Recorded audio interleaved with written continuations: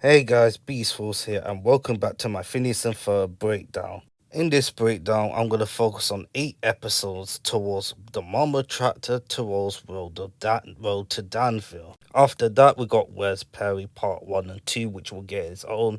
The last 11-minute episodes of Blackout, What Did I Miss? And also, This Is Your Backstory, focus around Doofenshmirtz, which will get its own. And then we focus on the second dimension, which will be the movie. As we have just in now, the second half of the season 5 will air first on Disney Channel with the 2 final episodes set for January when they will drop on Disney Plus. So the previous episode included the Candy suit and other episodes that we watched during the hiatus hasn't been in Disney Plus yet, but by the time we reach next year, 2026, it will happen as we're actually going to get 2 last episodes, which probably be in half an hour. So it could center towards Milo Murphy and Hamster Gretel crossover if it happens. It could be a theory, or it could be true that we could get a crossover between Phineas and Ferb, Milo Murphy, and Hamster Gretel in the season finale of season 5. I will be watching the season 5 of Phineas and Ferb while doing the season 3 breakdown, as I'm going to get that as fast as possible to finish it once and for all, so that I can focus on other things in the future. If this is your first breakdown, you're curious to know of the rating system, well, there's a detailed description down below. All of my other videos also has the detailed description down below on my playlist.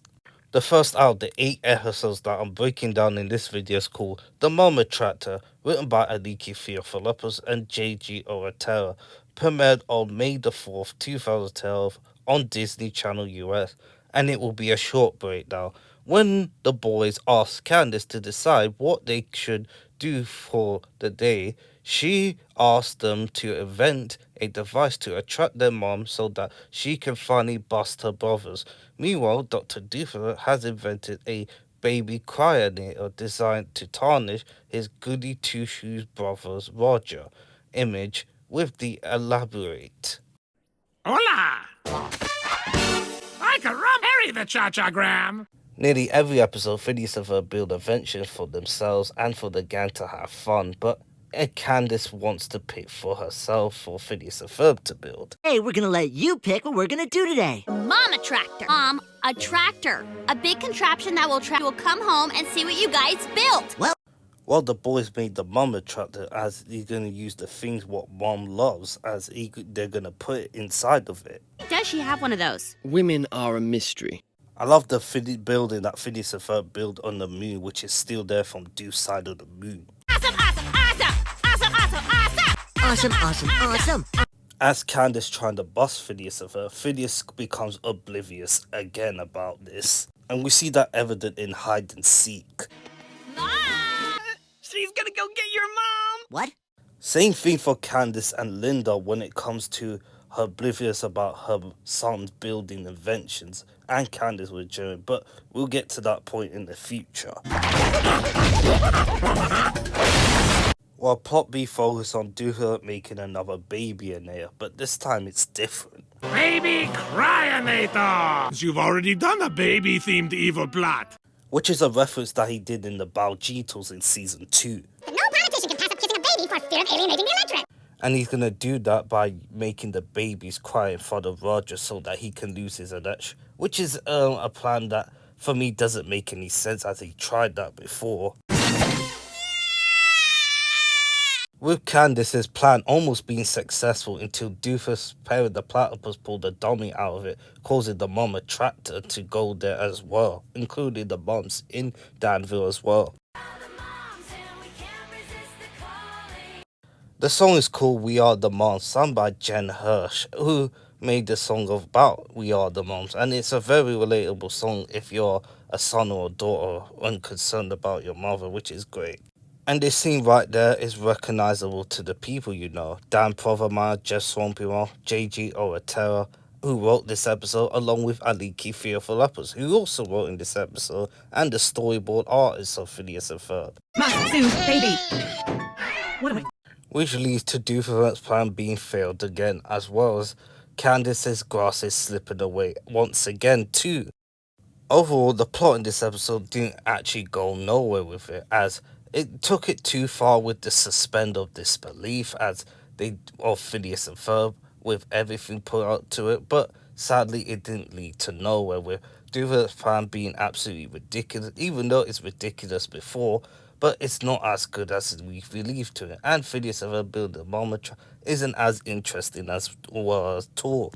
The characters are very consistent in this episode, but it felt like it's not quite as before, but it's still okay. Candace, Phineas and Ferb, Doofus and Perry as usual, as well as Linda being involved, but not as much as it is as it goes for, but it's still okay.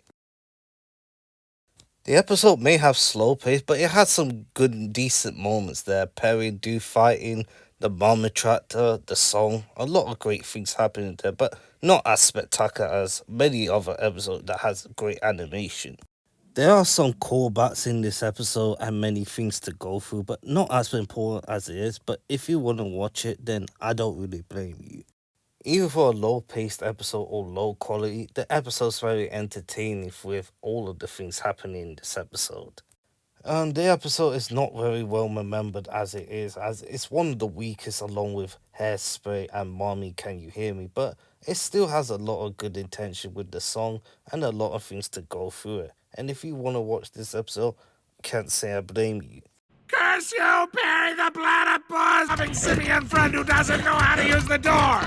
Bernie Peterson and Michael Diegert were on an episode called Cranus Maximus, premiered on May the 4th, 2012 on Disney Channel US.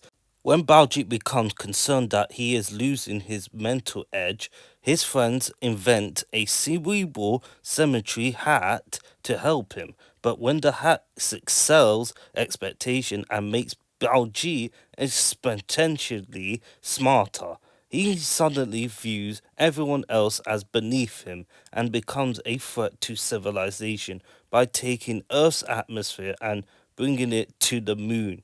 Meanwhile, Dr. Doofus plans to use the key finder data to collect all the keys in Danville in hopes that it will lead to the key to the city. I've got a feeling that today has playing cards. You always have that feeling, Candace, and you know what that led to. Sorry I am late! Baljeet being late to the backyard is very similar in season 5. He's late, but it's on here. Invented by ancient babbiters and merchants. Actually, it's invented by cars likely during the Tang Dynasty around the 9th century, which is the case that I don't know what Baljeet was talking about. Onions have been defunct as a distinct culture for a millennium prior to the introduction of playing cards in India. 3 months of summer vacation. Baljeet said 3 months, so that means it could be in September, where the summer is nearly about to come to an end, which is strange, but Baljeet said 3 months, which is beginning of June 3rd, and to here now, which it would be in September. Adding up all the things we built, over 150.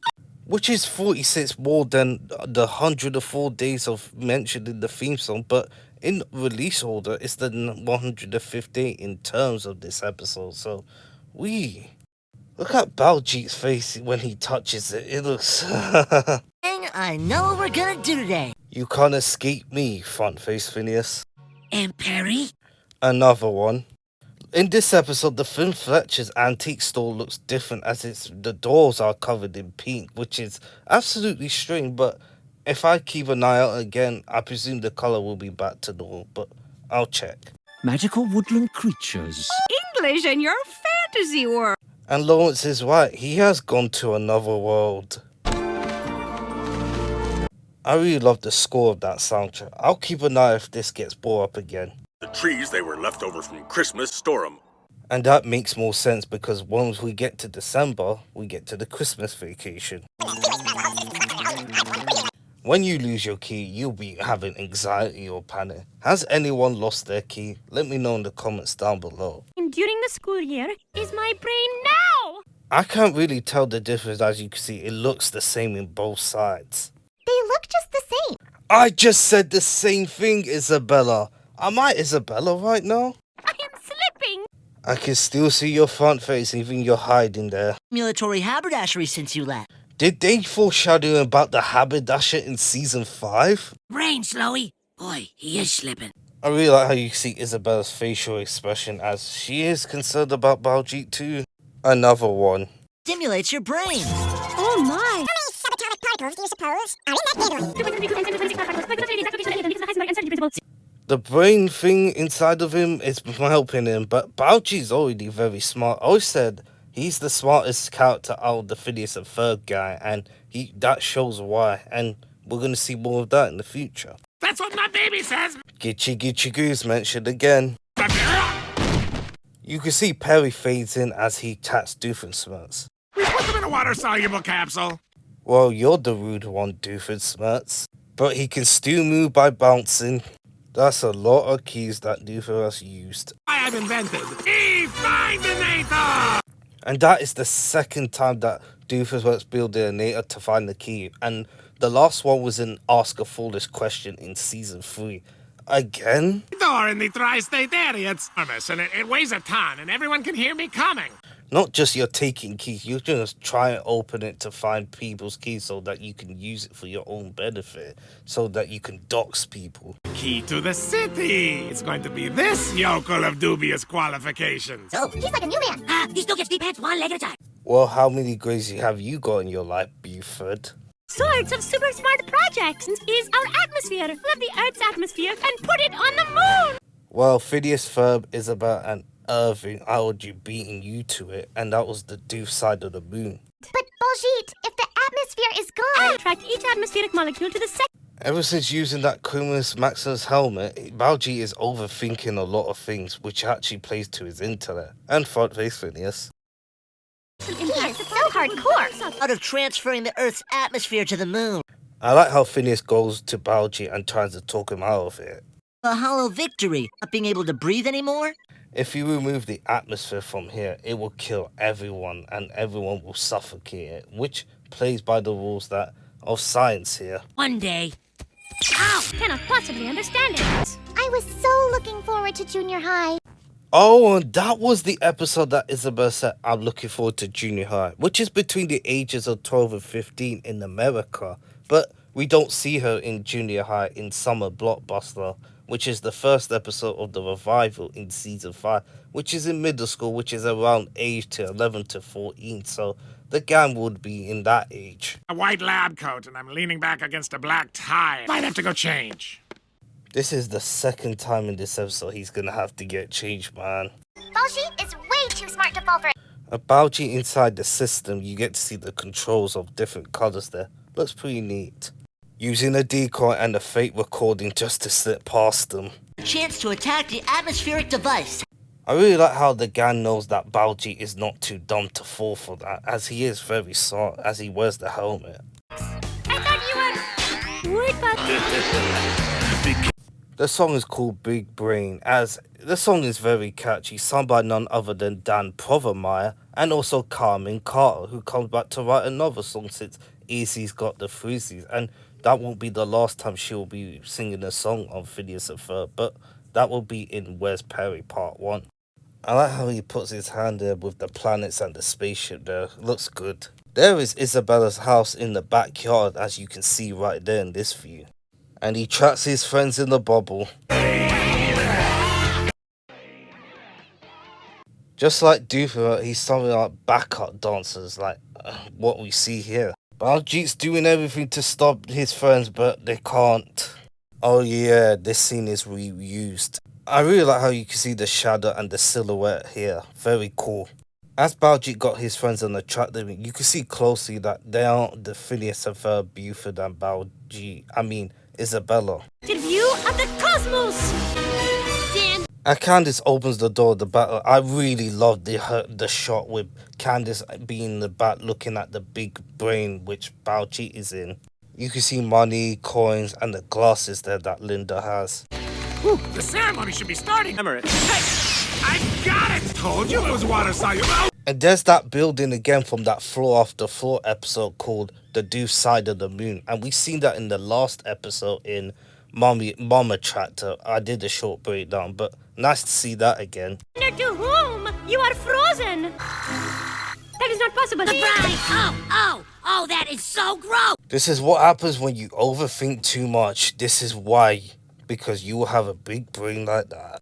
I really love how Baljeet's brain go back to normal, as you can see it's shrinking down as it's doing an unmorph, as you get to see it puts it back into play. That's a cool morph right there. Busy with our jetpack decoy.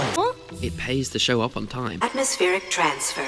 Oh dear, the world's gonna be screwed. What would you do now? You build a failsafe or something?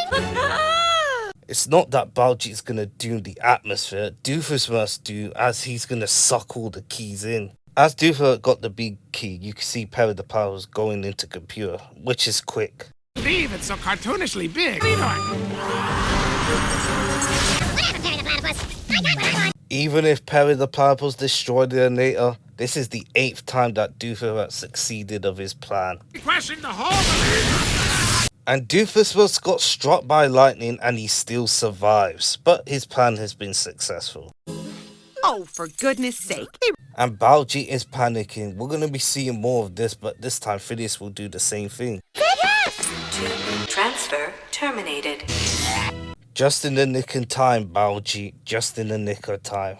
That your plan almost destroyed everything. Build the world's largest wedgie machine. And Candice is back to her normal outfit, and this is the 2nd time in a row that happened. The last episode, she's wearing a bikini, but she was wearing her normal outfit in the end.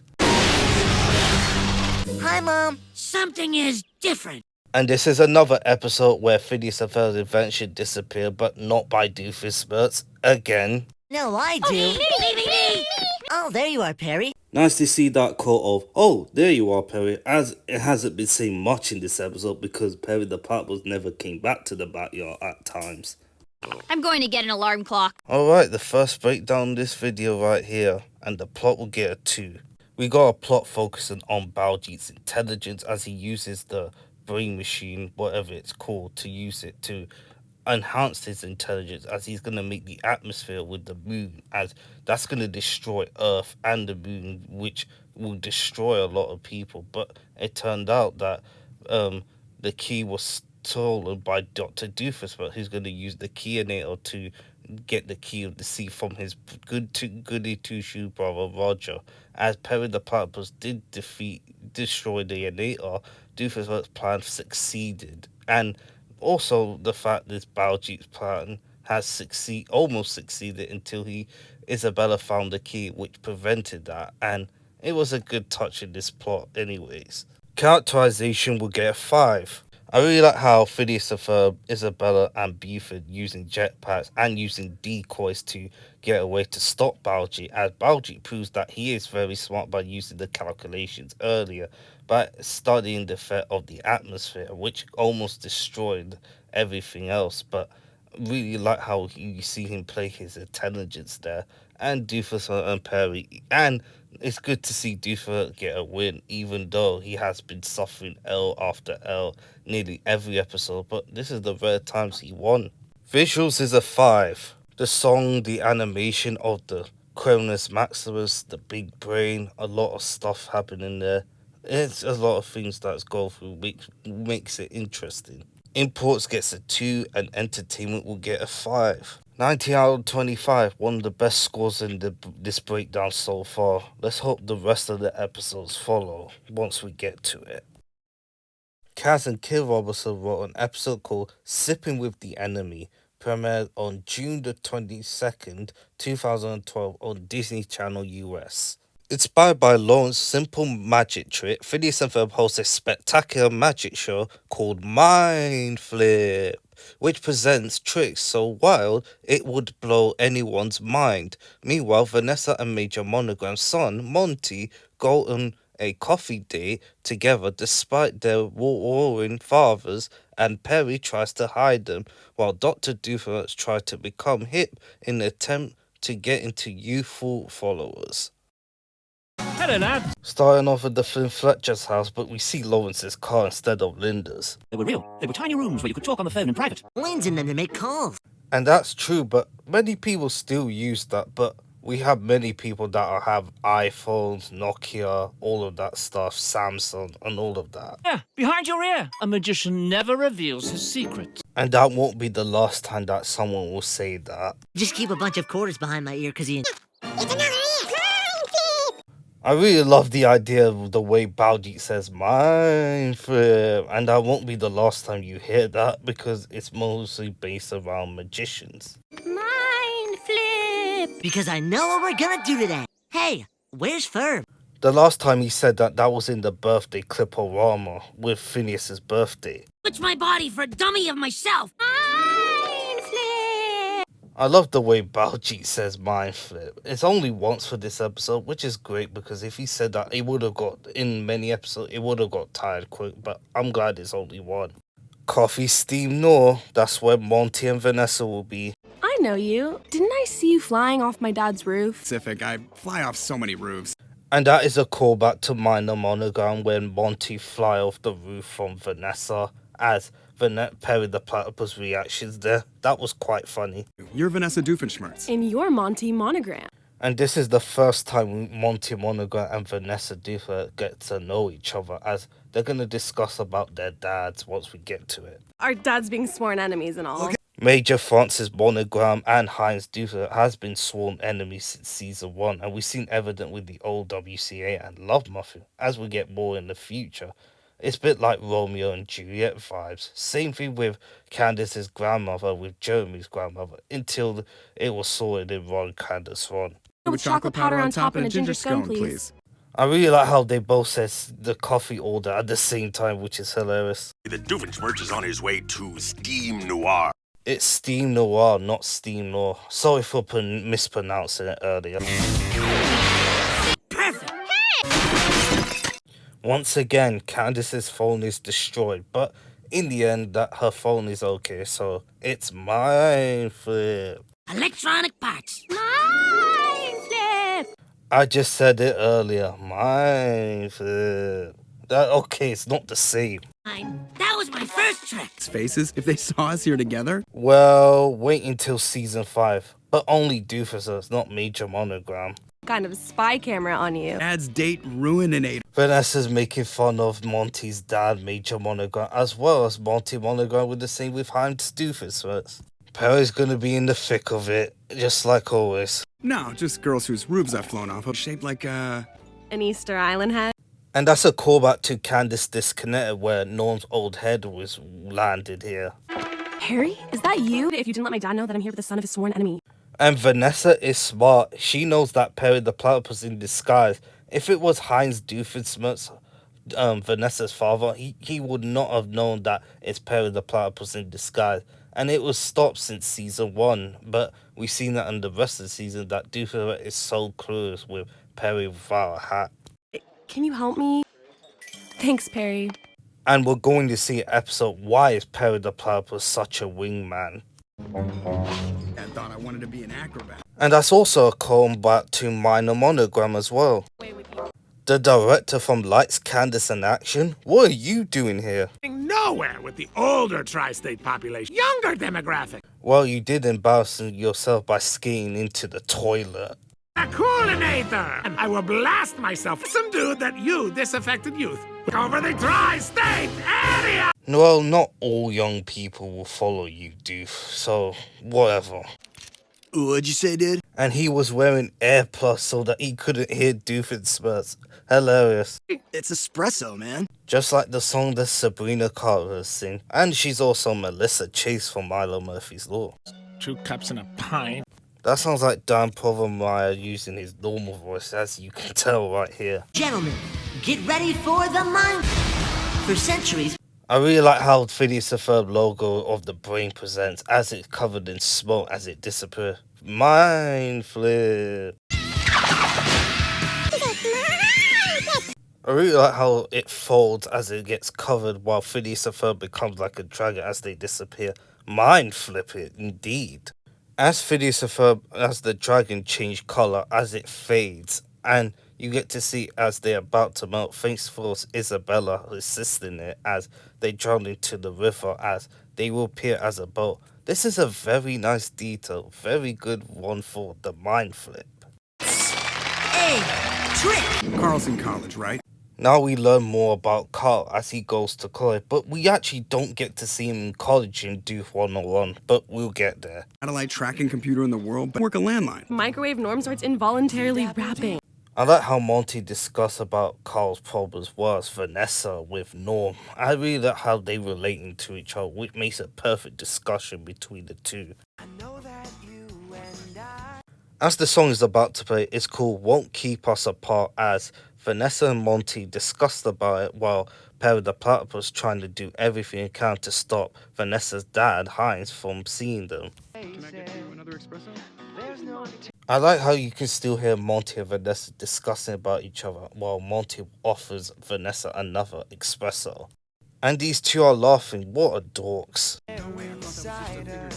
You can still hear both of them having a conversation as Monty Monaghan said a figure of speech as the music will get louder from here. Man, Perry's gonna be really exhausted. Look at him. Ask that if Vanessa works out, as we can hear another sentence of it. As Vanessa's speaking there, her mouth couldn't move, which I spotted it straight away. Hey, do you mind if I use your restroom? Looks like drinking that a lot of espresso really fills out your bladder, as he's gonna go near Vanessa and Monty. I really like how Perry's calculating what's he gonna do to keep them away. And it works. Perry the Platypus knows how to think and calculate. That's why he's a smart platypus. Easily my favourite character of the whole series. I had a nickel for every time I got the... Here comes off, if I had the nickel, the first one actually started was in Wizard of Oz, mainly known for Phineas and Ferb across the second dimension, but this continues right here, and season 5 too. The power of enchantment have conjured the glitter demons. What is this thing? It's a trick, Candace. No one could tell you that. Ready to lose your cool. I'm dealing with your father's schemes. My father is a misunderstood genius. Self-destruct buttons. We do it all over again the next day. We'll really back to fun size there, Major. At least my dad's spy network isn't funded by monthly alimony checks. Petting zoo with hats. The discussion became good to extraordinary as Vanessa's defending her father even though he has self-destruct buttons and the alimony threat by Charlene, while Monty Monogram is defending his father for having hats on the petty suit and spy networks. I really love that even though Vanessa get embarrassed by her father many times, she still loves her father no matter what, and she defends them in this episode, and that's what makes the characterization great between the two, as well as Monty, so they both work each other very well. This is the most well characterization in Phineas and Ferb so far. There are plenty, but this is. As these two get covered in that pink oil, you get to see as they become called to uncle, as you get to see as it fades in. My hat about my cat. I forgot Jennifer Hale's in this episode as well. She does many voices in Phineas and Ferb, but she will voice Carla once we get to that. Can't drink any more iced tea. Perry looks cool with the hat and with the beard as well, which is still there, which is hilarious. Daylight. Of course, it had to be the satellite again, deflecting it. Rusting. That's so beginning of summer. Doofusworks actually turned Candace's parents cool, and I wish they stayed like that cool, but it only affects temporary, so whatever. But imagine we have like one episode where they become cool. Well, they already did in Max Mulder and Lindana being a musician, so whatever. Let's go. His work is passionless. Give interest in the subject matter. I really like how Candace tried to get them out to stop them from getting away, but it doesn't happen. That's kind of cool. Gnarly lab coat. No! He said lab coat instead of saying pharmacist, which is strange, but yeah. Get away from me! I'm not like you! I curse you, Perry the Platypus! Fine. Fine. Call me. And he gets her phone number. Monty Monogram has got rid. Looks like the characterization discussing about each other inside as totally worth it. And it was fun, and we're going to be seeing more of them in the future. And this is the second episode in a row where Phineas and Ferb invention is not disappeared by Dr. Doofus or natives or something. Oh, there you are, Perry. It's totally fine. And this time it's not fully broken, otherwise you'll be buying another one again. Magician never reveals his secret. Mind flip. I'm still going to count that Ferb speaks, but it's actually Balji inside of it, so yeah. Overall, very entertaining. Interesting dynamics and interesting plot. but it gets a 2. I really like both plots as Phineas and Ferb perform a magic trick episode along with the gang with Baljeet saying mind flip, and I really like how they perform it to make sure that they reveal as the magician never reveals its secret. But the main plot will focus on plot B, focus on Vanessa and Monty Monaco discussing about their fathers, whatever it is, like self-destruct buttons, spy network, and anything else, as Perry the Platypus being a wingman to Monty and Vanessa to protect them from Dr. Doofus from seeing him, as he successfully did after all the exhausting he did, as Doofus plans himself to become cool, which he failed right here, but overall, in the end, Monty Monaco actually got the phone number from Vanessa in the end, which he can ring her anytime, which is so nice. Characterization will get a 5. I really like how Phineas and Ferb and on the gang pull up a magic trick in the backyard as Candace tries to bust them, even though her fails once again. And I really like how Linda and Lawrence at the end turn into cool, while Doofus trying to turn himself to cool while making everyone inside the coffee look uncool. But that's not really the case of the characterization, as it's mostly focused around Monty Monogram and Vanessa relating to their dad, as Monty Monogram is defending his dad while Vanessa's defending her dad, even though he embarrassed her many times. And that what makes it so great for the characterization to relate to each other no matter what situation it is, and their discussion is very interesting. And Monty Monaco actually get a phone number from her in the end, as they do see each other again, which plays the dynamic between the two. Visuals is a 5. Mostly because of the mind flip with Phineas and Ferb and the gang doing magic tricks in the backyard along with that, but mostly focus on the song which Monty and Vanessa while discussing it, and Doofus making the cool and uncoolinator for some reason. And there's a lot of things happening there, and that would keep you interested. Importance is a 3. It's mostly because of Monty and Vanessa's relationship, which plays more in season 4, but when we get there, which is the reason why it gets that extra point. Entertainment is a 5 because why not? 20 out of 25 is the total score. For an episode like this is very interesting, with the conversation with Monty and Vanessa, the song, mind flip, and a lot of stuff to keep you engaged. Overall, very nice. The 4th episode of this breakdown is called Tri-State Treasure Boot of Secrets, premiered on June the 22nd, 2012 on Disney Channel US. And it's another short breakdown. Phineas and Ferb are helping their father unearth a missing piece of Danville history when they run into a lifelong nemesis, Weatherton the Boar, at a flea market. Meanwhile, Dr. Doofus makes himself younger to win a children's film festival, and with Candace uses the swap meet to try and get an extremely rare Ducky Momo item. Ducky Momo first edition figurine, I will have you! Just like in many episodes, it's focused on 3 plots, as the main plot is focused on Lawrence's finding the treasure with Phineas and Ferb. An 1807 Dorcam and Wesley boot scraper lost to the mists of time. As Ferb found the Wesley bookers map that Lawrence find, as they're gonna look for the missing treasure, which leads them inside of Boot Scraper's hall, which has a similar thing as they go into trash, which is similar to Indiana Jones. Lost! A hedgehog, of course! Weatherton the Boar is voiced by Tim Curry, who you know for voicing a lot of roles, as he comes back on Phineas and Ferb. Many people didn't know the fact that Richard O'Brien and Tim Curry actually work on each other on the Rocky Horror Picture Show. A Ducky Momo first edition green people berry with a left-handed book. 20th century Abyssinian silver baby rattle. You broke the arms off my armoire!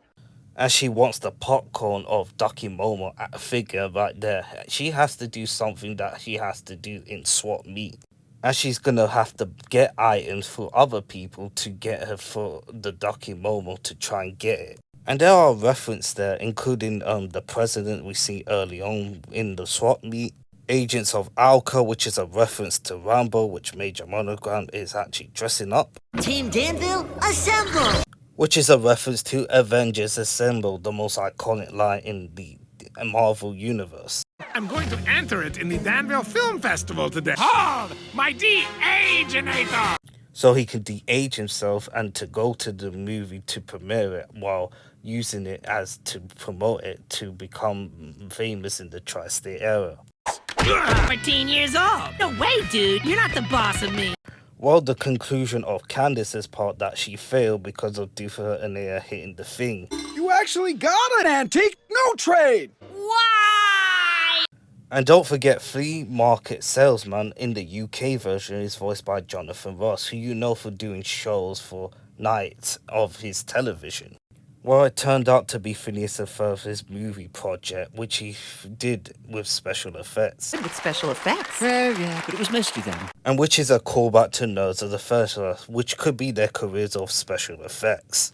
With Linda wearing the same dress from the love handle with the wedding anniversary in season 1. Don't you mean... Actors? Because there's 2 of us. The plot may be the weakest point, but it's still up there with many plots moving forward, which is an environment with it, with Candace doing her own thing, Doofus and Perry, and Phineas and Ferb hanging out with their dad Lawrence, which actually is a nice change of pace, but it is the same, but what we see in the end, which turned out to be digital effects for Phineas and Ferb making a movie towards the end. Just like the previous episode, everyone's on point doing their own thing. Like I said before, with Candace trying to buy the Documomo thing, Doofer and Perry interaction, as well as Phineas and Ferb, along with Lawrence interacting as well to make a movie with Balji and Buford, even though they appeared in the end to help along the way, which is nice. Visuals has good moments in this episode with the song early on, also with the digital effects that Phineas and Ferb used, Candace and Doofer using the Anita on his young self. Everything is moving forward with the environment, with everything's happening between, which is very nice. It may not be as important as the other episode, but it's still enjoyable, and there are a lot of things you can get out of this in this episode. If you watch 3 parts in this episode linking together, you will enjoy a very good time with this. This episode has some very good scenes, funny guys, a lot of jokes, and a lot of scenes to get out of it. I strongly recommend you go and rewatch this episode if you want to. Overall, it's very, very entertaining. Appears on the screen, Major Monogram. On the honor of writing Doofer Pros, Aliki Theophilopoulos, J.G. Oratera, and John Mattort. Premiered on July the 6th, 2012 on Disney Channel US. Dr. Doofer turns himself into a platypus to defeat Perry in battle, but finds it's harder than it even imagined. Meanwhile, change at afoot when Candace accidentally liquefies herself by coming in contact with Phineas and Ferb's device that turns solid into liquids. That's one for you. Buford and Balji are drinking smoothies, as our smoothies are not normal, as you can see the sign. Like dragon fruit smoothie for you. And one for you. Oh yeah, the smoothie seller is voiced by Grey Delisle, another character she voiced in Phineas and Ferb. But are we talking zebra? Phineas mentioned about a talking zebra. Is that the same zebra that talks to Candace while he calls her Kevin? Smoothie isn't really unusual. Tarek has a staycation with Aunt Meryl. He has a patio. On Buford's penmanship. And yeah, penmanship means the art or skill of writing by hand, which Buford needs to work on his handwriting. Known for its dazzling flowers. You can see Buford's hands just doing this while mimicking Balji. That's what I do all the time when someone annoys me. These smoothies are sort of exotic. I know Isabella's voice sounds a bit high, and it's failed to take it seriously, but I found a way how to change the pitch of her voice, which matches her normal voice from the early season, from season 1 to season 2. These smoothies are sort of exotic. And what happens if I lower the pitch a bit? These smoothies are sort of exotic. When I lower down the pitch for like 90, it sounds like her normal voice again. Another one. Guys, I know what we're gonna do today. Front face Phineas, and look at that. I wonder what kind of smoothie Perry would like. Perry riding a bike, and this is one of my favorite entrants that Perry used, and it's very well done. Spilled on the couch in the lobby. Let's turn the cushion over the stairs. Sir, it was Agent M. Many people say it's Agent Moose. I think it's Agent Monkey from the musical clips The Countdown, the first one. At the Danville Library. On Eastern Australia and hydrostatic cell fusion. And we all know that Perry the Platypus comes from Australia because platypus are from Australia, but creating fusion of that, you know what this means. They turn any solid into liquid. Focus! Wow, that was really impressive. Just got my magic badge. The state of the matter transfer device. This device that Phineas and Ferb made can turn anything into solid into liquid. Example, you could turn the chicken, which Beef is going to show right now. Example, you could turn pasta into solid, to liquid, while with a sample with food of that. Liquid poultry. Think we need to try something a little more... Foul? Yeah, exotic. I know what you mean for exotic, but I'll taste something that tastes yummy, but if it tastes anything solid to liquid and it's disgusting, I wouldn't.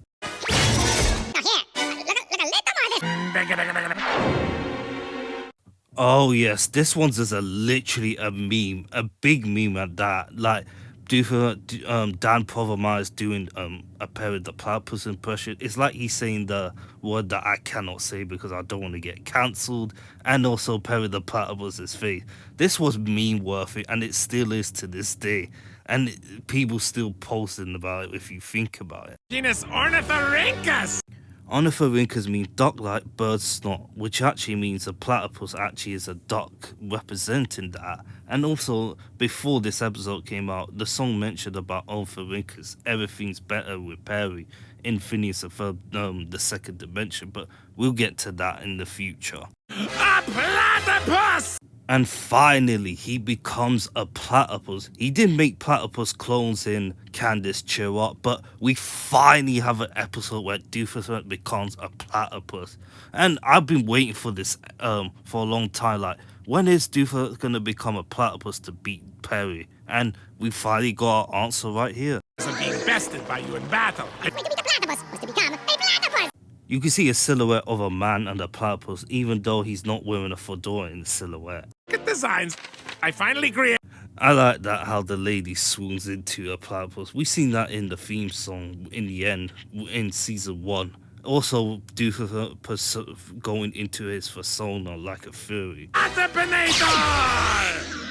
I like how Doofus fires at Doofus as he's getting covered in the silhouette as he turns into a platypus. Very nice detail, very well done. Man, look at that font face from Doofus as a platypus, looks so creepy. Struggling, I said go, we should go. I like how Doofus and Perry the Platypus trying to get out of there as to find out which one's gonna break first. Actually, I didn't want to say anything in front of everybody. I don't like zucchini. Zucchini is a cordette, which is actually a summer squash with a plant whose fruit is invested for immature seeds and whatever it calls. So Phineas said it in front of anyone that he doesn't like zucchini. At least he's being respectful with it. And Isabella takes it for that as she accepted it. Why choose after Labor Day? And she mentions about Labor Day, which takes place in September. So if Labor Day happened before that episode came out, so that means the summer will about to come to an end. Oh, and happy birthday! It's Stacy's birthday and Candace didn't go there, maybe because she wants to celebrate on her own with her family. So I guess I feel like our first president. that is a reference to George Washington, the first president. God. As you can see, Candace is stepping so many times as she urges Linda to go outside of the backyard, which is crazy. I really love this part. Perry the Platypus versus Doofus. I really like both of them doing their fighting pose as Doofus getting to the platypus thing. The song is called When a Platypus Fight, sung by none other than Wobby Wacker, who also did another song of Everything's Better with Perry and tons of songs about a platypus. But this is another banger as Doofus and Perry the Platypus fight each other, and it is cinema. Doofus can fight like Perry, but it's still leveling the playing field as there's still no answer. I really like how they back off as they go forward again as they try to kill each other, but Doofus is doing the same thing as it turns out to be matching power, which is amazing. Even tit-tat-toe is the same thing. Reminds me of Della Duck in the episode where she lost the game of tit-tat-toe with herself. Oh yes, this is one of my favorite shots. I really love these 360 spins as it goes like that. and the way they punch each other as they have a knockout bell, very cool. I really loved it. This is the best part of this episode so far, but until we get to that mold comment when we get there. As Candace gets covered in that red ore, as you can see, she turns into orange, into solid to liquid as it splashes around in the grass. Very nice detail. And they're collecting morphine so they can make it solid to liquid as a drink. Steering those sneakers, Bob! You've got to fix this! I really like how they put the voice filter on Ashley Tisdale's voice while she turns into a smoothie. That is very, very cool. But you can't escape the wrath of Front Face Phineas. Do you ever get tired of lugging this big tail around? Syrup. Even though it shows another instant that they're nemesis, but they do care about each other as they stop fighting as they take a break. That shows you a good respect right here. And this snippet gets reused again in This Is Your Backstory for the series finale of the production order of season 3. Does not feel like the reverse of... Imagine you become normal again after being out of the bucket and you look like this. That is gonna hurt. She looks like canned berry sauce. Phineas's triangle face looks weird in that frame. Cranberry sauce. Even Phineas is laughing at Buford's joke. Remember when Buford did the funnies and no one's laughing at him? But now he's laughing at it. What a surprising turn of events. This mold that Buford brought over. Life-size molds of all, my friend. I'm not so sure how I feel about that. If you want to know what episode of the molds comment, then this was the episode of the first mention, as Buford had molds of all of his friends, and including one for everyone in Danville as well, which is actually straight. And we can see then this is the why this joke implemented in the Candace suit in season 5, which actually builds on that. And this joke becomes very important. Also, I also did a breakdown in season 5 of the whole episode, how one thing has changed, and that included the Candace suit, which you can find on my YouTube. Another front face Phineas, go figure. So busted. And she still wants to bust it even though they save her. It mostly Buford because of the molds thing. 2 platypuses, that's it! Even 2 platypus wouldn't work. We seen that pair of the platypus took out many clones in Candace Cheer Up. Behind Doubleinator! Oh, a couple of good-looking dishes. Thank you. And also people forgot that Linda's voice actress, Caroline Ray, is actually a stand-up comedian, which actually makes a lot of sense. Now, Candace, my hands are wet. Very relatable, Linda. You do not want your hands getting slippery. You have to dry off with a towel or tissue. Whatever it is, there's 2 of them now. Your Onator just keeps hitting the bat. Yo, try and aim at anything else. And also the satellite too. Thank you, Barry the platypus. I'm also a platypus at this point. At least he didn't forget that he's a platypus, right? Right? Puddles. Yeah, I saw them earlier. And Buford had mold of me. Buford's got molds of all of us, Candace. And Linda knows as well, and she doesn't do anything about this. This is just... wow. There you are, Perry. This is the 3rd episode in 4 in this breakdown we get. Oh, there you are, Perry. As it has become less this season, but now it's picking it up. Ah, well, I guess it... And the most weird part about this is Duffer turned back as he got back his clothes, but which is underwhelming to me. I feel like he should have been half naked, just like when the Hawaiian episode where he turns back into normal after using the evolutionator, and he was actually half naked, which actually fits, which he lost his clothes, but not here. Oh, good for you. The plot will start off with a 3. I really like both plots as Phineas and Ferb and the gang makes an invention that can turn solid into liquor, like food, chicken, and some kind of stuff like that. As Candace turns into a liquid, which Phineas and Ferb discovered since Baljeet stepped on the floor. And Buford actually made molds of it, which becomes more important when we talk about when we get to that section. But the most best part is plot B focus on Buford becoming a platypus to match Perry's abilities, which he did until towards the end, which made the fight so entertaining and so fun. And this was the strongest part so far. Overall, 2 plots were very interesting. characterization will get a 5. I really like the fun inventions that Phineas and Ferb built for Buford, Balchi and Isabella to make their own drink for solid to liquid, as Phineas doesn't like zucchini, which is fine, as Isabella thinks that is okay.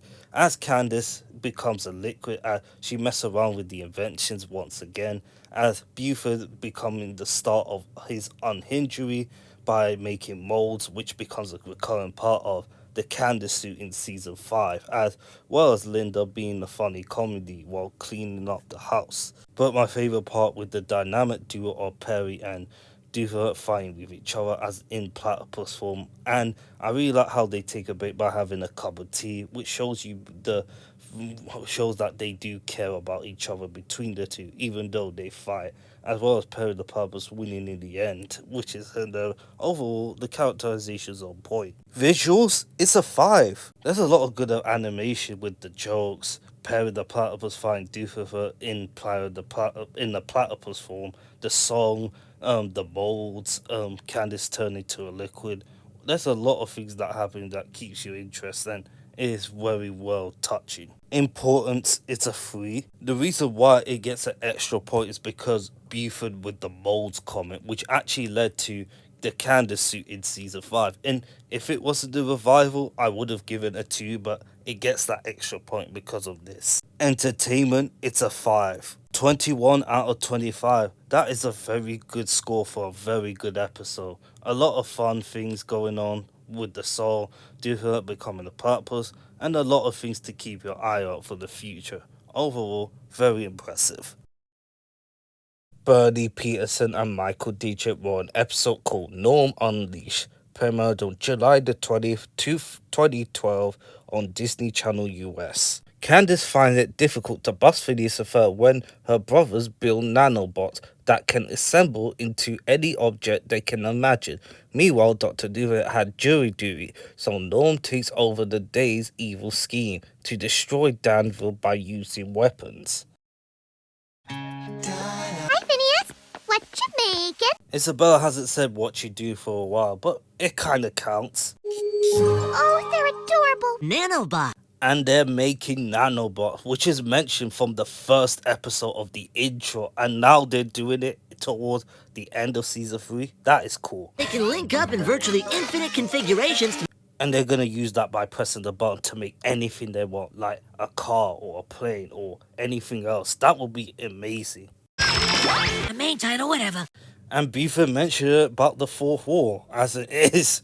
As we break down the fourth verse, we did building a rocket, find the money, climbing up the Eiffel Tower, discovering something that doesn't exist, and a lot of that. But we did Whack a Pest.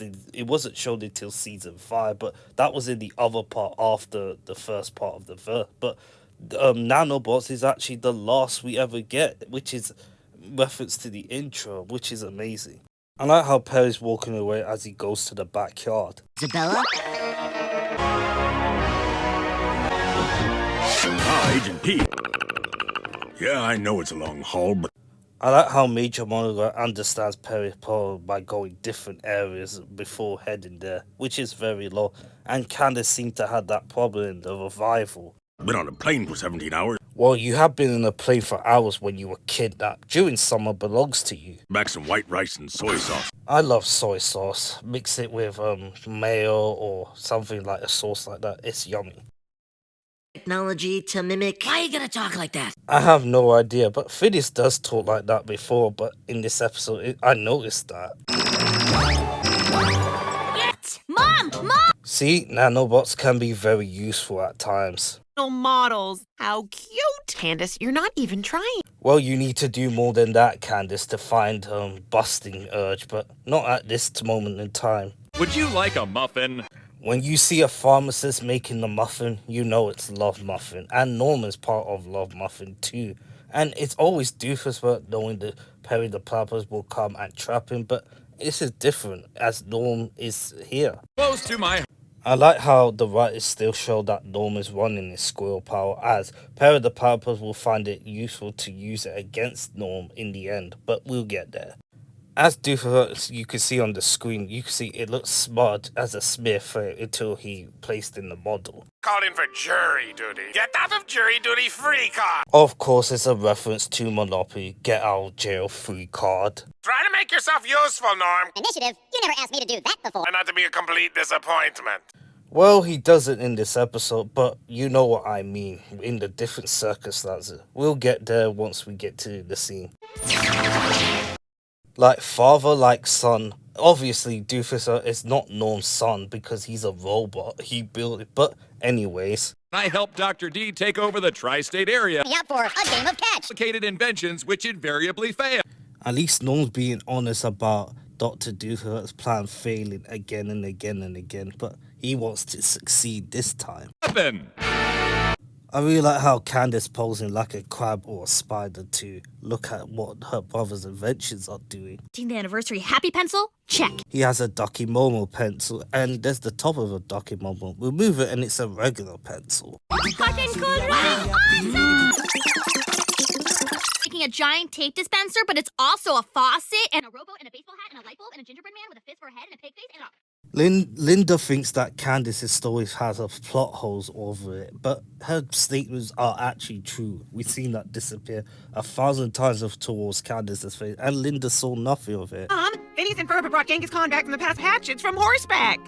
This is actually my favourite scene in this episode, along with the Norm, but I like how Linda's mocking her own daughter the way she said it, which is funny. Occupation. I'm between jobs at the moment. Never get out of jury duty with that story. Juror number 10? In the US version, she's voiced by Gelly Gates, while in the UK version, she's voiced by Lorraine Kelly, who does Good Morning Britain, Good Morning TV, and her own show, Lorraine, for decades in the UK. Evil scientist. Mad scientist? The judge thinks that Doofus is a mad scientist instead of an evil scientist. It is pretty funny though, but the mad scientist thing gets brought up again in Save Summer, but we'll get that soon.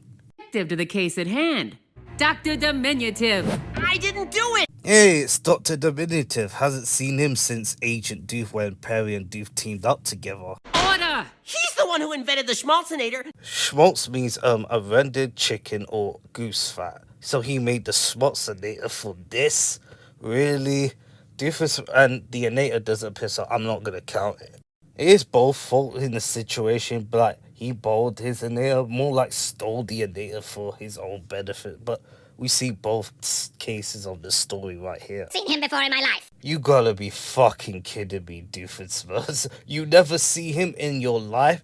You remember you kicked down his door in Agent Doof? 2007 Love Muffin Pudding Review. It's a reference to Hastings Pudding for Hatchets, but he said 2007, so could Phineas and Ferb timeline take place in 2008?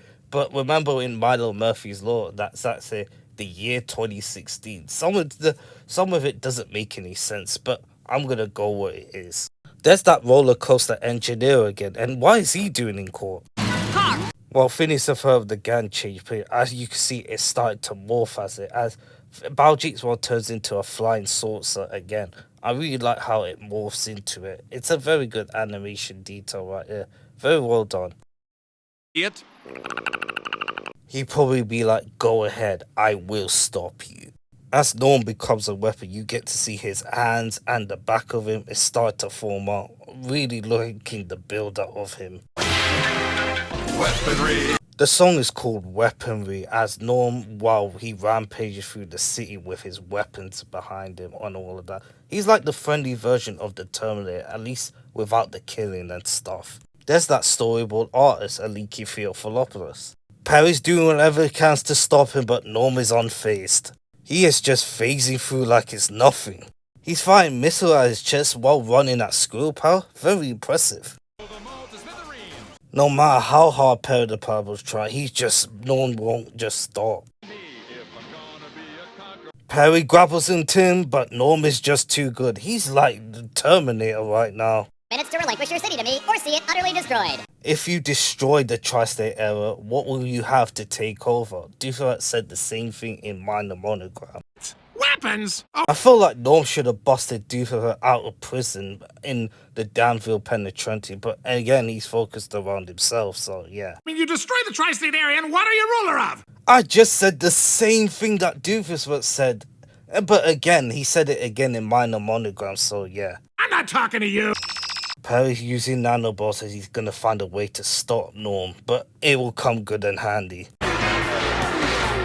Of course, Linda looks at the book instead of looking out the window. So oblivious once again. Surrender! This part is very sick. You can see the nanobots falling into a construction part as it defends from Norm's laser as it fired back at him twice. That is amazing animation.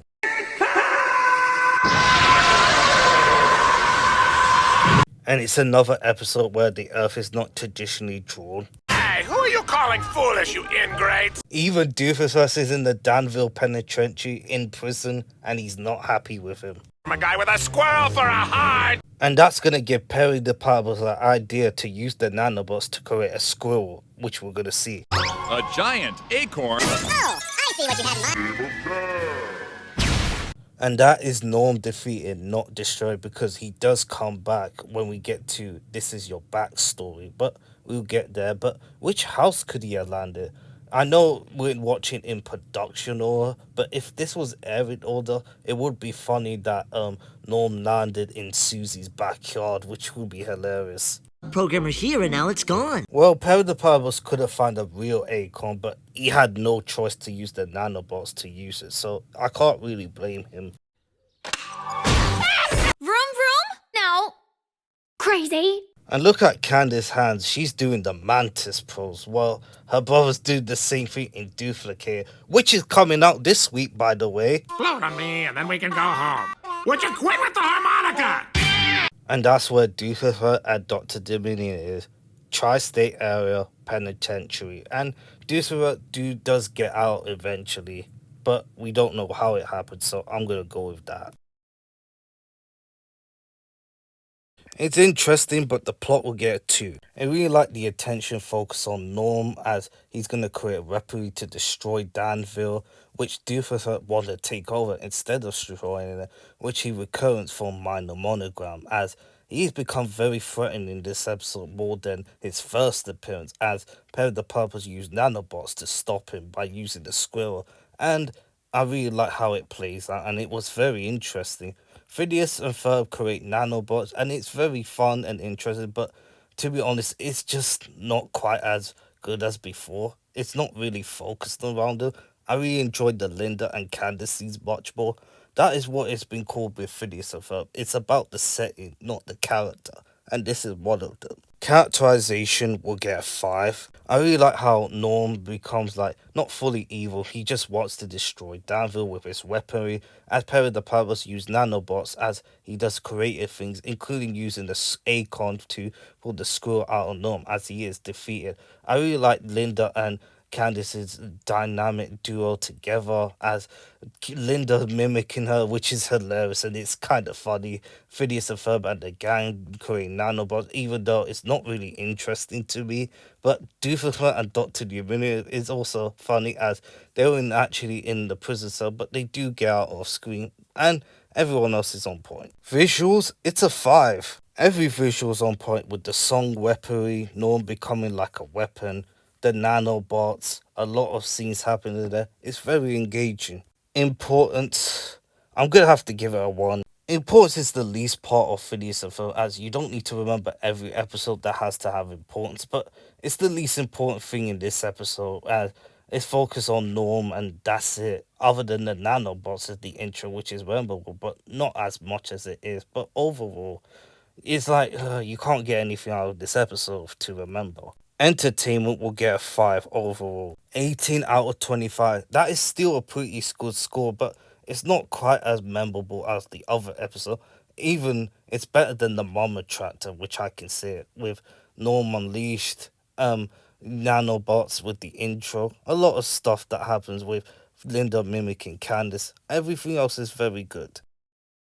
Derek Thompson and Kyle Menke wrote an episode called When Worlds Collide, premiered on September the 14th, 2012 on Disney Channel US. After discovering that a strange planet is hurtling directly towards Dadville, Phineas and Ferb set out to avert a disaster while Buford looks forward to making contact with its alien race.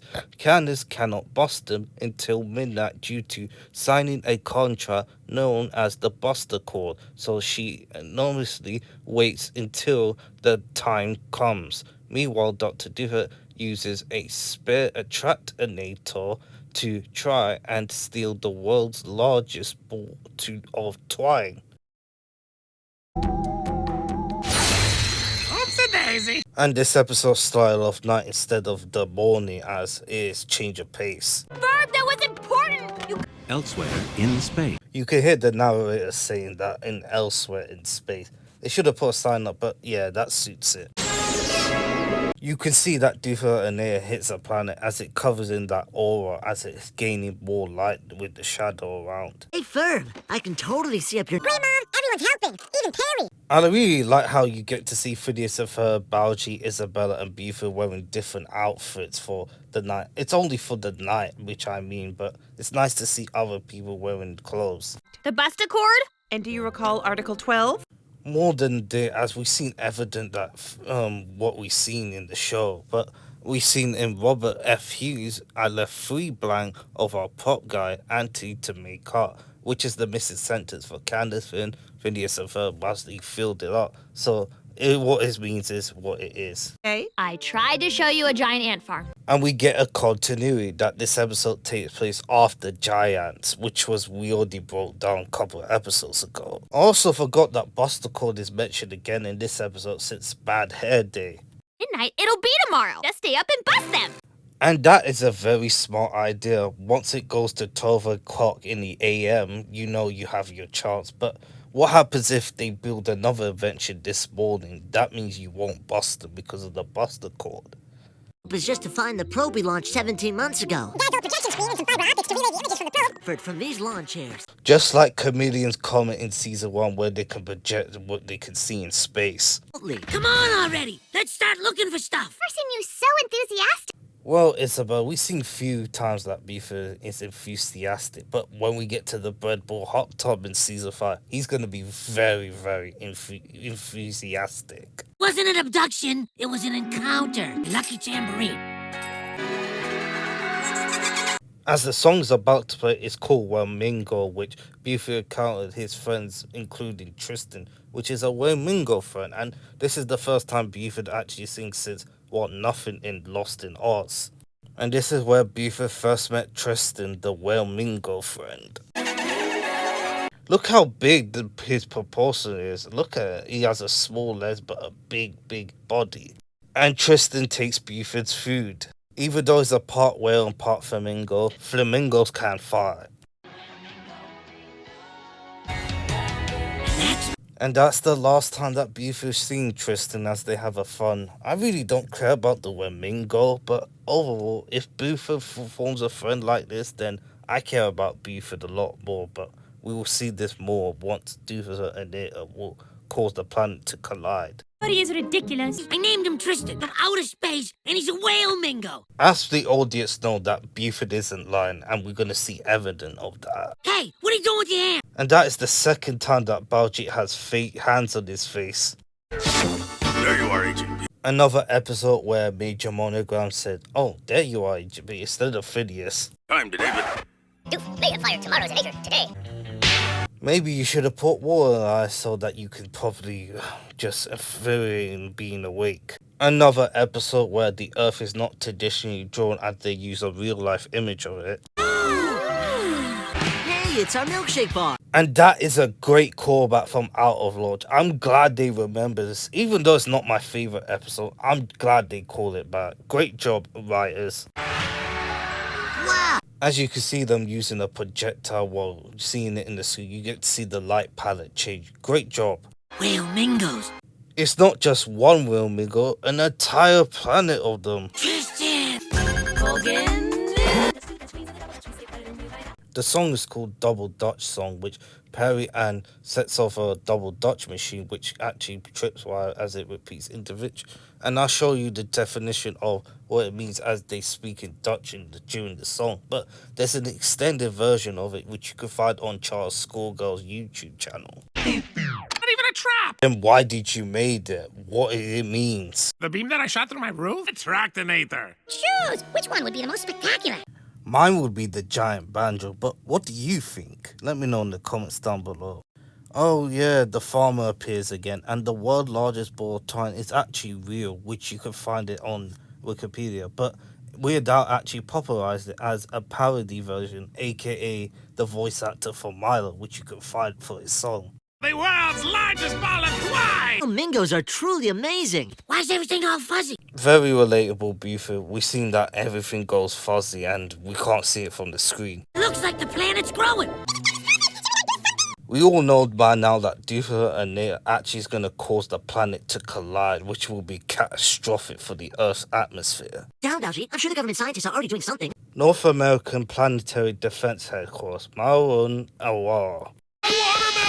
Hey, my watermelon's mentioned again. Well, that used as a gag since the second dimension. Here by midnight, they're going to collide. 2 sets of keys, and you keep one in the car. It means no. Man, Buford is such a rage bear. He just won a trigger Balji. Buford is not dumb. He just likes doing this to mess with him. Out on both planets. We gotta save Tristan. The world's biggest ball of... As you can see next to Doofer and Nate, it looks like a giant knitting ball with... You can see the farmer and farmer's wife, but not as clear as it is.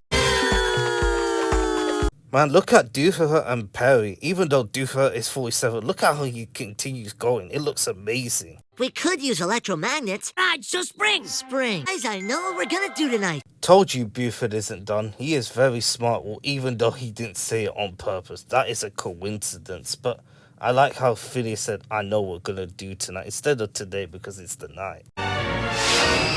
You can see the big ball of twines get covered in that green ore as it gets traced behind as it goes away. 9 minutes! We're building a giant spring to bounce it back into space. I really like how you can see the nighttime of the film Fletcher's house with the spring going bigger. Nice detail. And Candace covered in the silhouette while the green just surrounded her. That looks like very cool in that design. We were just listening to some record music when we were kids. As you can see the records down, you get to see a Lindana I Wanna Have Fun covering it. And this is one scene, the least known ship in Phineas and Ferb called Ferbella, as many people ship Ferb and Isabella is because of this episode of Ferb holding Isabella's hand. And we see many evidence of it. If it wasn't for Isabella on Phineas on many times, then it would have been like Ferb and Isabella being together. It would actually make a lot of sense because Ferb will understand the hint better than Phineas, as Phineas is oblivious. But Ferb always understands the hint, which is known for the Fletcher side of things, but whatever. Don't worry, it'll be alright. Look at Isabella's face, she's like, awkward. Look how many Wilmingos are there. That is a lot. What? That's it? And Doofenshmirtz loses, even though Doofer and Natus takes away Phineas and Ferb's inventions many times. But in this episode, Phineas and Ferb's inventions take away Doofenshmirtz's victory. Even though Phineas and Ferb saved the world from being collided, but it's mostly focused on Buford with Tristan. I don't care about Wilmingos that much, but I do really like the connection between the two. And this is actually the last time that Buford will meet Tristan.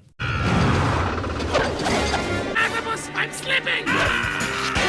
Another instant that Perry the Platypus does care about Doofenshmirtz. Even though Doofenshmirtz want to take over the Tri-State era, he's almost close to falling into his death many times. And Perry the Platypus saves them again. That shows you that he does care. Clearly, we need a 13th Amendment. Indeed, Linda. Indeed. It's just like, wow. You plan to fill the Wilmingos. Midnight snack.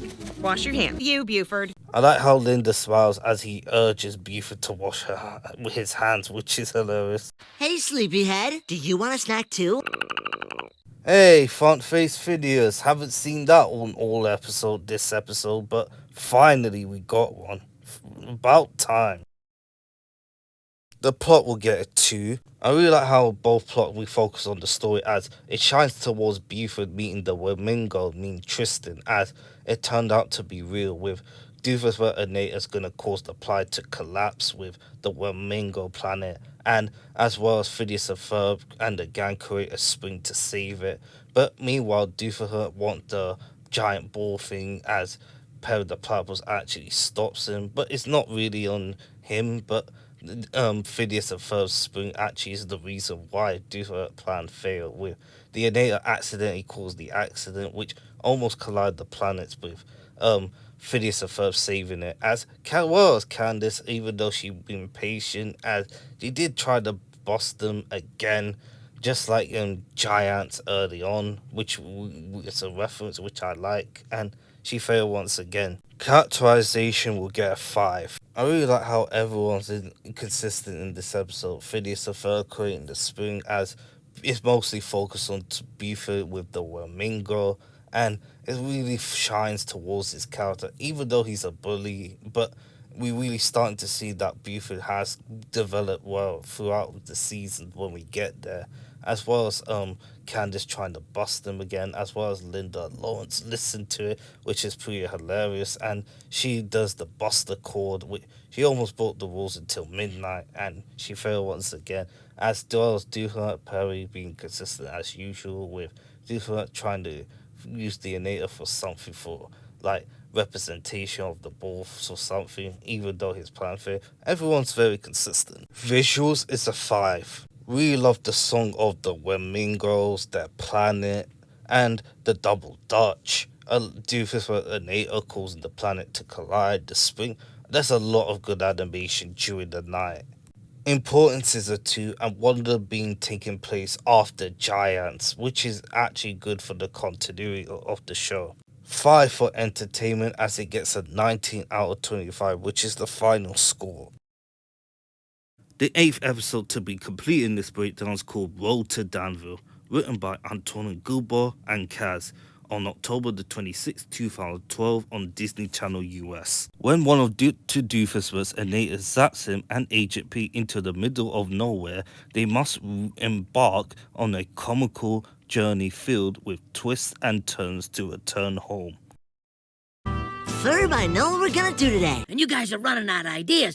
Well, true, they are running out of ideas, but they still have a lot of things to go through. But overall, that could be the case of breaking the fourth wall. Front face Phineas, another one, also front face Ferb. Cat kid. What's a cat kid? Somebody say, where's Perry? Where's Perry? Phineas and Ferb do appear, but Candace does not, as she is absent once again since the bully bromance in season 3, but they only appear from the beginning to the end, as it's not focused on them, it's focused on the other plot. Oh, it's you. Even Perry the Platypus was like, what's the hold up? Trap me. Annual Love Muffin Summer Stock Festival. Cover the tri-state area by 3:30 if I want to make curtain. Doofus is mentioned about the play that Love Muffin was in, as Rodney is about to steal the part, as Doofus trying to get. We'll see what happens. The trip to the desert Anata. I've installed a Perry Trackinator. Very similar to when he used that Anata for the aliens. Was it Ladies and Gentlemen Max Moldham? Able to take over the tri-state there. Well, not today. I mean, in the play, what you mean. It's important to me, and if this works out... Give up evil for acting. Well, not right now until the last day of summer, but he does become evil until like after the new year, but he does become good until season 5, so we get the point. Very well turn my life away from the evil path. A show in an orphanage. Well, you do get your own television show called Professor Time Chips, or for a commercial thing, whichever, but I hopefully it gets addressed in the future. Wait, to speed this up, I gotta be in the makeup chair. Man, you should have been pressing Perry the Platypus stuff, Doofus, without permission, and you did that. Now you're gonna be stranded. And he points at Doofus, and what could I say? I don't really blame him. I really liking the duo between them having a conversation. Trapped you, I could have been out of the Danville and on my way to the theater. The Pizza Man comic is actually a reference to the Iceman comic, which is premiered on October the 9th, 1946. You can have the part. This guy here on the right is very similar to Kevin from Hamster Girl. Not exact, but it looks similar to me. See cow skulls in the desert. Am I talking too much for you? The other parts I have criticism in this episode is the pacing is so slow. It can work in many episodes, but it kind of makes it feel flat and boring. But the only good thing is the duo between Perry and Doofer having a conversation, which makes it funnier. If you want silence, I'll give you silence. My words. Man, you're just talking to yourself in the desert, dude. I'll do the same thing as well when I get bored. And the song is called Heck of a Day, while Perry and Doofer walk in the desert, as it's a song about it, and it's a good song. I like how you can see footprints of Doofus and Perry the Platypus. Ow, ow, ow! Do not let your eyes get burned by the sun, Doofus, otherwise you're gonna go blind. As a taxi, for heaven's sake, he can work anywhere, but he expects her to just pack up and move to Vegas. Seriously? We all thought this was a made-up conversation at the time, but Dan Povermai will give you the explanation of that. People will say something in front of you, and then somebody else in the group will go, oh, that's going to end up in the show. You can tell that's going to end up in the show. It's almost never the case. Our executive in third season of Phineas and Ferb was Jill Sanford, and she had just gone to Vegas. She was telling us about this very talkative taxi driver she had, who was complaining because his girlfriend lived in Los Angeles because she was trying to work in television, and he wanted her to move to Vegas to be with him. And he's a taxi driver. He can live anywhere. And he's just expecting her to move to Vegas, and it's just Doof talking nonstop. So this ended up in the show. We were just looking for little bits of conversation that would hint at a much larger conversation, and we just put it right in. Imagine I went through a desert without water. I'll be exhausted. You're titanium. I know nothing about your private life. Well, in hide and seek, you did try to get Perry's address and tried to prank him, and we all know how that went. Man, I really love this shot of Perry being covered in the shadows while the sunlight is there. Very cool. Perry the Platypus, look! Yeah, you see, up there, 2 tyrants. No trespassing. Oh. I really like how Perry the Platypus is trying to order his priorities for no trespassing by telling them off. That the thing that's kept me from succeeding all these years. Terrence not showing up for my birth. It isn't the time I got my arm stuck. Under that boulder. Also titanium now, see? You said the titanium arm is in your right side, but you said in the left. Why are you lying? It's you. Back all these years. Pointed back at me. So you think I'm responsible for my... Well, half and half. Well, Doofer's failures is because of his parents being and having a bad childhood and Roger Doofus. But sometimes you do need to hold accountability with your poor planning skills, your ridiculous enables to try and take over the tri-state area. It's sometimes your accountability, Doof. You are the source of all my failures. You're blaming Perry the Platypus for all these failures. That's not his fault that he has to stop you from taking over the tri-state area. It's because the reason why your failures is because of your parents and your brother Doofus. It's not really his fault. It's just that sometimes he needs to hold accountability. Let me trip all 3 bear traps. Never even offered me so much as a glass of water or a tetanus shot. What about the times that Perry the Platypus saved your ass multiple times in many episodes? But again, you do praise him, but what about the times he saved you when you got kidnapped by Mitch or some errors? Come on, dude, just show accountability, please. Have you in your smug face? Hey, really? Fine then. Well, you really have been harsh on him many times, but what we come through is what you do right now, Doof. And Perry's handed in a glass of water, even though Doof want him gone. You're just being so ungrateful. I don't think it's out of character. It's just Doof has always been acting like this. Danville and points east. I take it, but I got to get to Danville to be in a play. I don't have any money. I'm tired and dirty. It's all my fault. A failure. So, no ticket? It's nice to see Doof taking accountability as he started to realize having a long conversation. He has crashed out many times in this episode, but now he's starting to realize that he has been failure many times because he held himself back. Platypus, you're a mensch! Tend to ramble on and on. To be fair, the burden of conversation is kind of all on me in our relationship. The respect you deserve, because you are appreciated. See, put a respect on Perry the Platypus's name, Doofus, man. He's been trying to help you, even though he beats the shit out of you a couple of times. He just tried to help you no matter what the situation is. And it's nice to see Doofus appreciated for that. Shows you a character growth between the two, mostly Doofenshmirtz. A tear, the universal secretion for sincerity. No animals allowed. That is such a bar. What about animal agents? They should be allowed. Reminds me of the episode of season 5, the Perry Alaris. Was it when Perry went on a big cruise and pets are not allowed? But he did escape in the end. He just jetpacked into me and dragged me along. Oh, who's the one who pushed the turbo then? Oh wait, that was you. Company policy. Are you talking to me? I like how the old lady is like, what is this guy doing? I'm a stone-cold villain when the bus pulled away.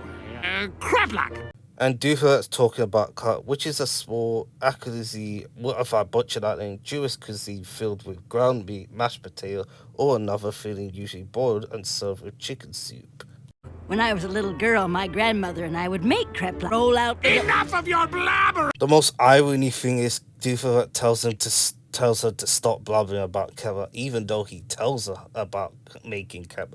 And also the old lady is voiced by Grey Delisle. She does a grandma impression. We've seen that multiple times in many animation of her career. No wonder. Hey, giant girl. Burning down churches, putting rat shit in his teacher's coffee. You've grown more since I saw you. Are you part horse? What's going on? Hey, what gives? I'm enjoying the shade, Perry the Platypus. Well, I would if you didn't leave him stranded there. But it's nice to see you come back to find his jetpack. And Doofus is singing Perry the Platypus song while riding a jetpack. What a surprising turn of events. Are you trapping me? The turbo switch. Speed? Oh, okay, Perry the Platypus. Perry doing the fist pump of himself, which is a callback to the second dimension when Phineas does it, which means it takes place after the second dimension, this episode. The show must go on. You can see the pharmacists in the seat, including Dr. Diminutive, who also got out of prison. I shall never go hungry again. The woman in the yellow dress, she is also voiced by Grey Delisle too. Pizza delivery! What an entrance by Doofus, with the help with Perry the Platypus, of course, just jumping in there and say pizza delivery. What an entrance! The big scientist at front has a voice acting line as well, Dan Provermeyer. And he points it at Doofus again, but for getting praise. But yeah, Perry the Platypus helped, but I'm glad it is. That shows you how these two develop. Even though they fight each other, they are nemesis and all that, that shows you the growth between Perry the Platypus and Doofus. Even though he crashed out, I like how they two getting along, as we're going to get more in the future. See, I knew I'd need it later. I never thought quilting could be so much fun. Actually, I didn't find it all that exciting. Yeah, me either. Never getting that day back. Ooh, stinkaroo. Even though they didn't appear, we get to see front face Phineas towards the end. Now that is how you end it. This episode had a change of pace compared to every single formula on Phineas and Ferb, which is the same, but overall, we'll see what the rating will give. For a 2 in plot. Even though there was a lack of Phineas and Ferb and Candace being in this episode, which is kind of jarring to me, which is the weak part, but overall, even every episode of the plot is not a strong standard, but it's still, you don't need it, but this is one of the cases with focus around Doofus being in the desert with Perry the Platypus as they have a conversation, as Doofus admits that by the long time he has been a failure, as when he get into the bus and he found out that Perry the Platypus jetpack is in the dinosaur thing, whatever, and he really cares about each other, as well as Perry giving a glass of water before he left. That shows you how the growth between the two, as Doofus able to reach the play on time, and it turned out to be a W victory for him. Characterization 5. Even though that Phineas and Ferb and the gang did appear, there was a lack of it, but they did appear from the start to finish. But same with Candace, who doesn't appear, which is a bit of concern, but sometimes it's mostly focused on the personality, and that was with Perry and Doofus. Doofus had been rambling about, and he has been crashing out in while being in the desert with Perry the Platypus, and we've seen each other with Perry the Platypus trying to give him a water as he goes away, and Perry the Platypus trying to help him not to trespass, and Doofenshmirtz doesn't listen as well, and Doofenshmirtz blames him for his failures, but by the time he gets to the bus, he started to realize that he is a failure, which took a long realization of it, which is a growth between the characters I see. And Doofenshmirtz came back for Perry the Platypus's jetpack, with Perry the Platypus going along with it, just in time to get to the play of the play with Love Muffin, and Perry the Platypus points a finger at him as he has become successful. I really like the dynamic duo between the both of them, which makes it interesting. Visuals, it's a 3 to me. There's a lot of good things with the desert, the song, with the jetpack. Other than that, it's just not as spectacular as the other episode, even though they can be luckier too, but overall it has a lot of animation and detail to put in, but it's just that Doofus and Perry talking about, and the pacing does feel a bit off. It can work in certain episodes, but this doesn't as well. Importance, I'll give it a 2. Same score as the many episodes that I give it, but overall, this shows you the growth of Doofus. Yes, he's still evil in that, but this could be the side of Doofus becoming good before the new season of season 5, where he becomes evil again, and could set a path. And we do see that many times in season 4, where Perry the Platypus does care about Doofus, and we're going to get more in that in the future. I know many people are going to be shocked with the entertainment score, but it's a 3 to me. Overall, it's a 15 out of 25. I do really like the duo between Perry and Doof together, as they trying to find a way to get out of the desert to go back to Danville, but to me it felt a bit boring, and you just want to see how the episode ends. Overall, there's not much to go through it, other than Doofus knows about his failures, taking accountability, this, that, and ever. But overall, it's just not interesting to me. But if you want to put in the comments, feel free to disagree. But overall, this is what I'm going to go for. As you know, Stacy became the 8th character to have a birthday celebrated, as there are going to be more in season 4, including Isabella's birthday too. The title of Road to Danville is very similar to Road to Rhode Island and Road to other episodes in Family Guy, and to make this even coincident, Dan Proverman actually directed Rhode Island, which he did many things on Family Guy, which you can check. I also did a poll on which is your favourite episode of the Meat trilogy. 4% vote for Meet Me in St. Louis, and The Chronicles of Meat with 70%, but overall 79% vote for Meatless in Seattle with 24 votes. But this is not a surprise, this is easily the best out of it, even though they made the fake trailer and they turned it into a fantastic of a comedy show, the battles, a lot of stuff happening there, and this show episode is worthy of being one of my favorites. And we finished off the 8 episodes of this breakdown, and I got 5 more left, which will get own episode of Where's Perry part 1 and 2, the last 11-minute episodes of Blackout and What Did I Miss, and the season finale of season 3 of This Is Your Backstory. And now we're going to get into the movie, which I will do as well. And season 5 of Phineas and Ferb is out this week, and I will be watching it while doing the season 3 breakdowns, and I'm going to be closer to finish it off so I can get there. I'm going to do another simple poll. Which organization would you join? The OWCA or Love Muffin? Let me know in the community tab when it goes live, and until then, hope you have a fantastic day. As always, see ya.